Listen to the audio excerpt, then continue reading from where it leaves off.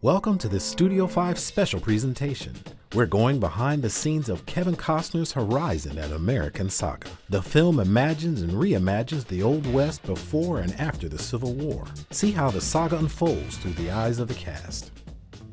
Welcome to this special edition of Studio 5. We're taking a closer look at Horizon, an American Saga. It is the much talked about passion project of acting legend Kevin Costner. We traveled to Los Angeles to sit down with Costner and the cast. By the way, Kevin Costner personally helped to bankroll this film with nearly $40 million. He's the director, and he plays the role of Hayes Ellison.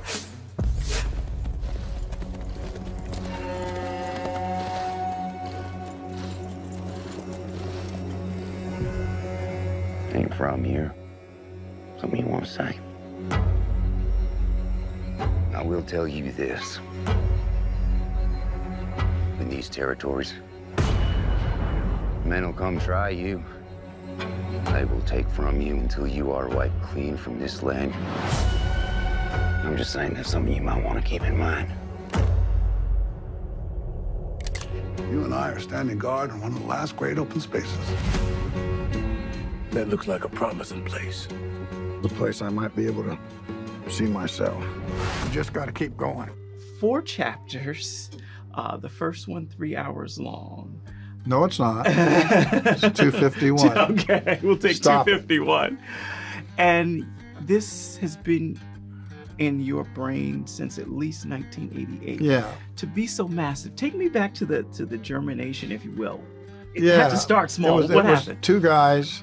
One was lucky, and the other one was unlucky, and my character was unlucky. Don't do that.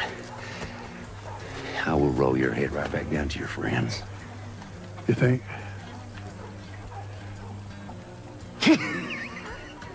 He was unlucky when it came to violence. The things he was involved with ended bloody. The other person always seemed to be able to talk himself out of it. And he wished that he had that quality. But that's not the movie we made, but that's the character I carried forward. And out of that movie, 4 were constructed. Beautiful. What does this story say about the power of a promise? That it will drive people west into a place they know nothing about. That the idea of hope, the idea of owning something is so powerful that a man will take his wife and children into an area that he has no knowledge of. It also shows that it was an opportunity for salesmen, well, to send people and make money off that. We'll deal with all those things in the four chapters. It's not just limited. The story unwinds, it unfolds. Get him out of here! Get in there quick. Quick, come on. It's all right. I'm gonna be with Dad. No, no, no.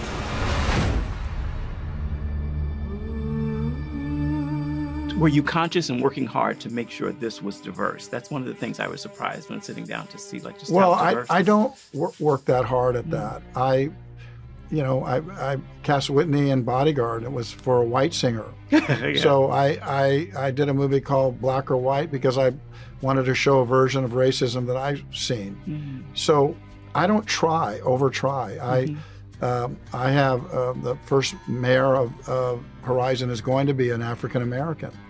So I'm not trying to set things right. What I will do is, if it's Chinese, a Chinese person will play it. If it's African American, then that's what happened. If it's a Native American, indigenous people will play that. And women can be the stars of my movie in a Western. So I'm not tangled up. If somebody wants to take me to task, well, they're going to have to beat my record. You be careful. Someone's going to take that gun and wrap you with it. What? We talked enough. Chapter 1 of Kevin Costner's Horizon, an American Saga is now available on streaming platforms. Still to come. Sienna, I believe I've heard you say that this is a dream role for you. Well, to be in a Western that Kevin Costner is directing is a dream because I was obsessed with Dances with Wolves when I was young. Actors Sienna Miller and Sam Worthington share their roles in the film as this special look at Horizon, an American Saga continues.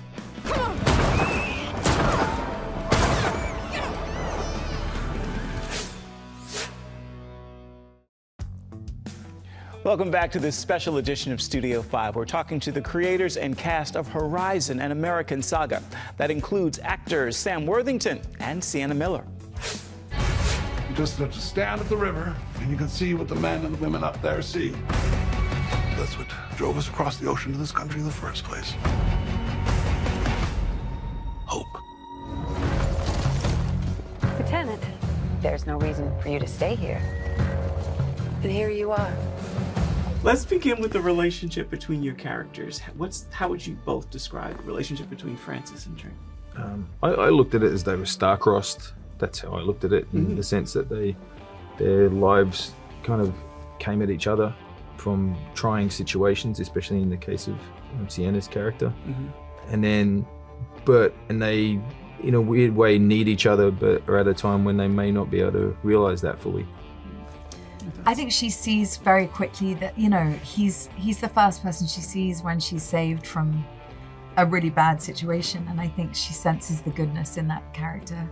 The chivalry, the kindness, the reserved aspects of his nature. There's nothing aggressive or, I think she's intrigued by him, and obviously he's easy on the eye, Sam Worthington, so I'm sure there's a little bit of a, I'm sure that helped. You make me blush. Yeah. Ugly Sam Worthington. The men who hunt this land, they're not going to share it with you. What you build, they will burn down. So, Sam, you are First Lieutenant Trent Gebhardt. Is he idealistic, tormented? Who is he? Remember Kevin told me from the very beginning, there was a lot of characters that, if you look at what Costner's created over his time, there's a lot of idealistic characters, but they all have this strong moral code. And that was something he said to me. He goes, Trent's got a strong moral code. He understands why he's there. And then I tried to challenge that throughout the movie. So, here's a man that's meant to be bringing order. He's meant to be taking control in the frontier wars, but finds that conflict very complex and hard to understand and grapple with. So he's struggling with that the whole way. Sienna, I believe I've read or heard you say that this is a dream role for you. Well, to be in a Western that Kevin Costner is directing is a dream, because I was obsessed with Dances with Wolves when I was younger. So, so that was the piece that was really enticing. For both of you, what do you think this story says about the faith of people during this time to embrace a promise and to push forward despite? Look, it was a violent time. It's an aggressive journey. I think not only is the natural landscape unforgiving, but what is about to come when they're encroaching on, the indigenous population, those that were here first, and what happens. We were all pretty cognizant of what happened in the West. But to undertake that kind of perilous journey, they'd have to have some faith. They'd have to have some hope that everything's going to work out right. And I think it's kind of an interesting concept that, in a weird way, maybe Kevin's trying to explore. That if you look at a sci-fi movie or a Western, it's reflecting our time now. And maybe he's saying that America might be going through this struggle now, but we've got to have hope that we're going to come out the other side and be able to forgive ourselves for what's happened in the past and go forward. And that's faith. Yeah, indeed. Sienna, this hefty script lands on your desk. 4 of them. 4 of them. What are you thinking when you get? I was like, the desk broke. No, I thought it must be a series, a TV series, because there were 4 scripts. I didn't realize until I spoke to Gary, I went, what is this? And he went, no, it's 4 movies. They were so detailed. The scenes were long and thoughtful, and the writing was really beautiful. And I was excited. How are you feeling knowing that this is such a big passion project for Kevin Costner? Been working on it since 1988, investing nearly $40 million of his own money to do this. You're cast in this dream project. What's that feel like? Well, I like working with directors that take big risks. I like working with directors that take chances, and put themselves out there.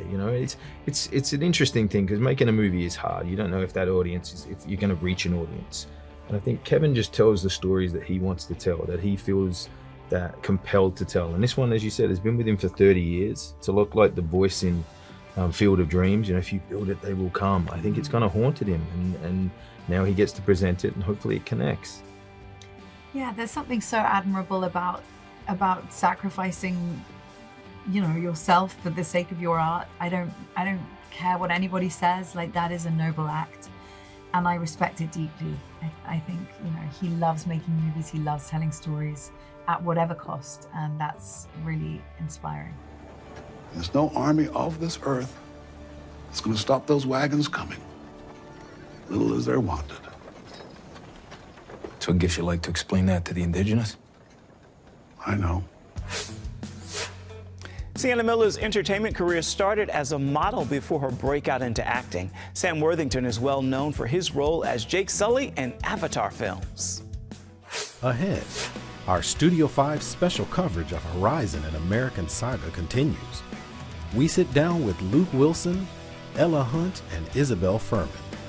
Now, Isabel, I've heard you say that this is one of your most favorite characters to play? Yes. Why? Well, you're just getting introduced to Diamond in Chapter 1, but when I first read all 4 scripts, I was just really honored that Kevin felt like I could grow with this character. Get him out of here! Get in there, quick. Quick, come on. It's all right. I'm gonna be with Dad. No. Welcome back to this special edition of Studio 5. We continue our talks with the cast of the Kevin Costner Western, Horizon and American Saga. Luke Wilson, Isabel Furman, and Ella Hunt join me now to talk about their roles.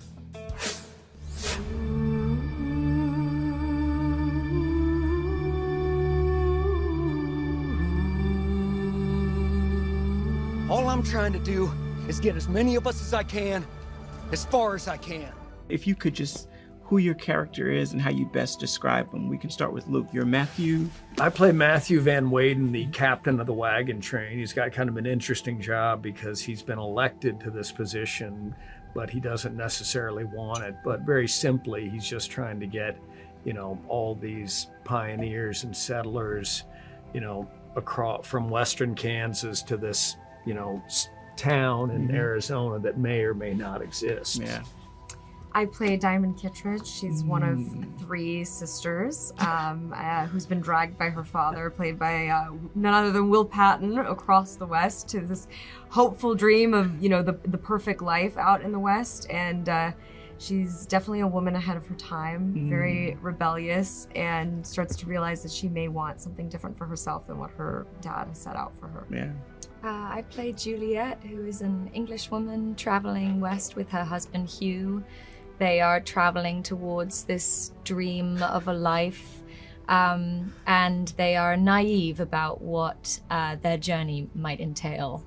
Nice. Now, Isabel, I've heard you say that this is one of your most favorite characters to play?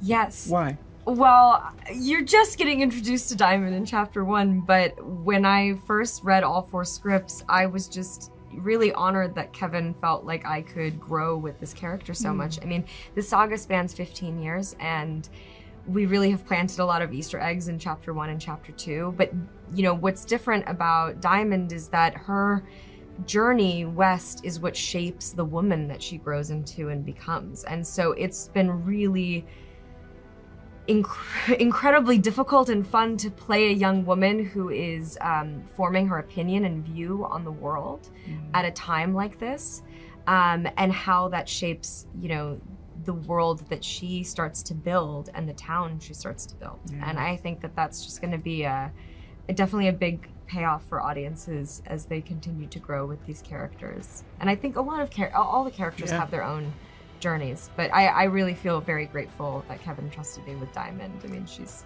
great. Speaking of Kevin trusting Luke, so Kevin taps you to play this role, and you learn how long this project has been in his heart and how committed and passionate he is about it.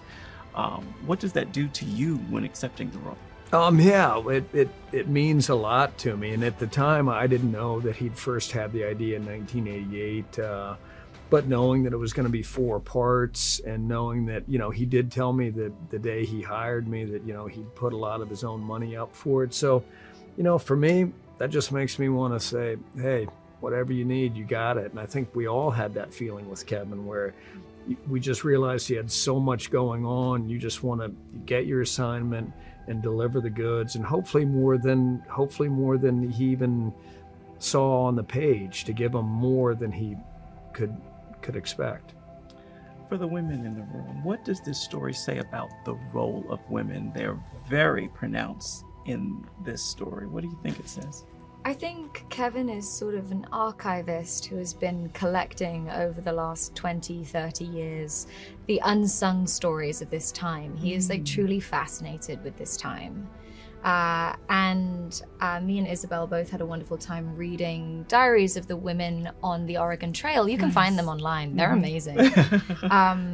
And so many of the stories that I read, or the diaries that I read, elements of these women's stories are injected into these films. And we don't see women as much as maybe we'd like to in Westerns, or we haven't, but they were very much there. And it's just a thrill to get to play meaty, delicious characters, and to play women that feel so familiar and yet are dealing with a completely different set of circumstances. And for me, Juliet was a dream character, like a character this kind of character I've dreamt about playing since I was a little girl, like difficult and a challenge to love at times, and really protective of her husband, but ultimately a survivor and gritty and moral, and just I couldn't believe that I got to do this with Kevin.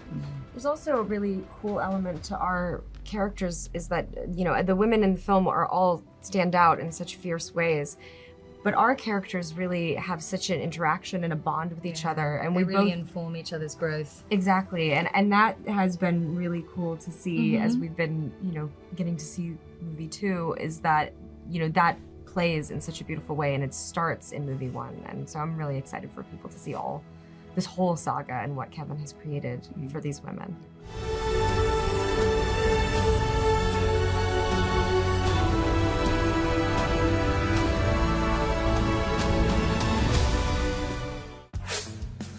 As you likely know, Luke Wilson starred in numerous films, including Legally Blonde with Reese Witherspoon. Isabel Furman has been acting since she was 7. That very first role was in a show called Cartoon Fridays. Ella Hunt began acting as a child as well. She first appeared in the film Intruders. Our Horizon and American Saga special continues with Abby Lee and Jamie Campbell Bower. Abby, you have said that this is both a beautiful story and a hard story. Why? Because it's the truth of what happened as the United States was expanding west.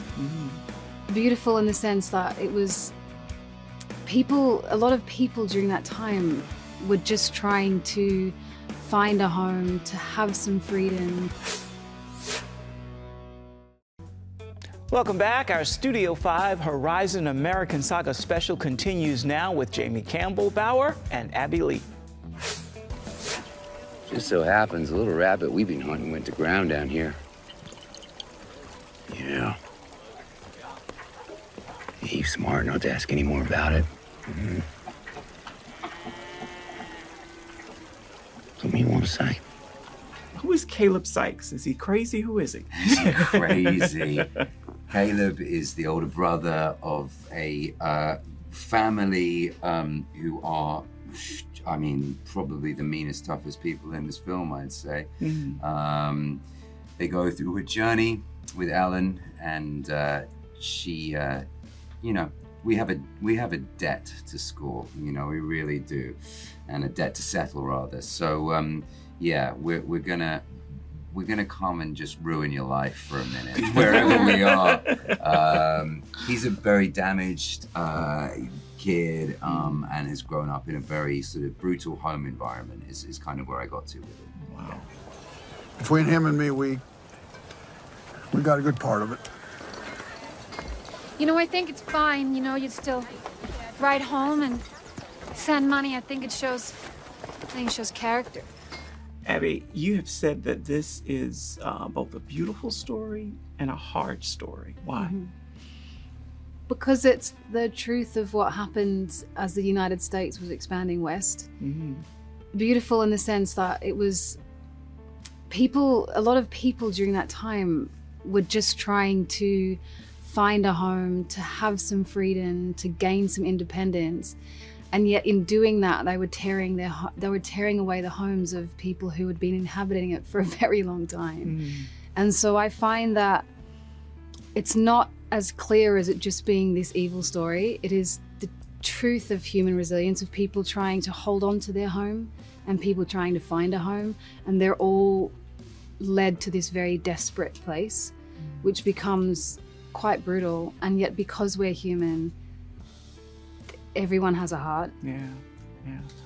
Caleb, there's a scene, well, Jamie, there's a scene with you as Caleb playing opposite Kevin Costner where you're going up a mountain, if you will, and the tension between the two. I don't want to give too much away, but describe that scene, what it was like. Like a rubber band expanding and contracting. It really was. It's a very important moment for Kevin and Kevin's character. It's the introduction of Hayes, and it's where you get to see Caleb's mania, almost.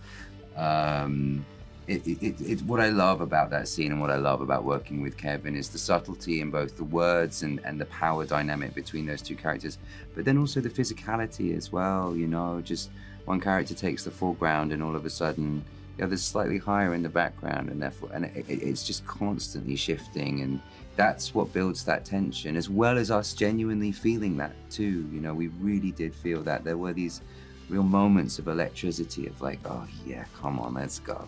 Like, this is it now. So how can I describe it other than it's tense, it's gnarly, it's gritty, it's real. Unforgettable too. Yes. Abby, who is Marigold? Describe this woman to us. Marigold is, on paper in the film, Marigold is a sex worker who's living in a mining town and sees an atrocity that she then has to flee from the town, and she follows one man and to try and sort of get away and get free. And I think the sort of deeper answer to that is Marigold is a woman who is desperate to be free, who has full of passion and life and wants so much for herself, and yet she's not allowed to have it because the time, the era, the place says she's not allowed it. Women weren't given rights, women weren't given freedom, education, all of those things. So she's a woman who's not meant for that time. She was like supposed to be born now. And so I think it's quite beautiful in playing someone who's bursting to be free. Yeah, I love that. For both of you, real quick, what was it like working with Kevin Costner on a project that he has been trying to get made since 1988? So this is a passion project. He's dumped a lot of money into it. What was it like knowing you're part of this now? Exciting, life-affirming, heartwarming, fulfilling. Yeah, I've said this earlier, you know, it's like when you work with a director, there's a trickle-down effect, right? However that director is feeling affects everybody. And to have somebody who's so passionate about this, who loves it, affects all of us. It steps the game up. We always want to bring 100% of ourselves, but when you have somebody like that, you want to bring more. Absolutely. I think very simply, it's like this man who's put everything on the line to make this film, and you're there with him, he's chosen you to do it with him. You're like, come on. You know, like it gives you this like, you're like rooting for him, and that like bleeds into the work and like being there on set. And I won't have any trouble finding this place. Well, it's just straight up that draw. Once you can't get any further, that's it. That's me. Don't make me wait.